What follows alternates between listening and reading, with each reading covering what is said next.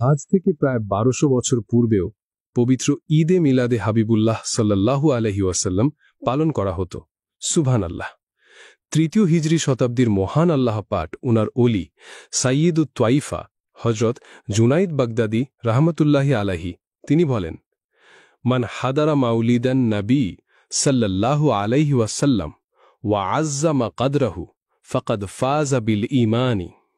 অর্থাৎ যে ব্যক্তি পবিত্র মিলাদে হাবিবুল্লাহ সাল্লাল্লাহু আলাইহি ওয়াসাল্লাম উনার আয়োজনে উপস্থিত হল এবং উপযুক্ত সম্মান প্রদর্শন করল, সে ঈমানের দ্বারা সফল হবে, অর্থাৎ সে বেহেশতি হবে। আন-নি'মাতুল কুবরা আলাল আলাম ফি মাউলিদি সাইয়্যিদি ওয়ালিদি আদম, ৮ম পৃষ্ঠা।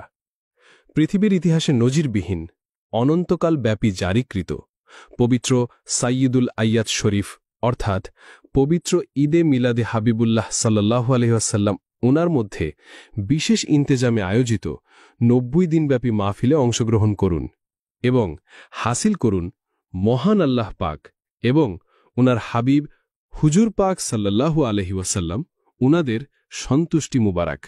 সুবহানাল্লাহ, আলহামদুলিল্লাহ। SM40.com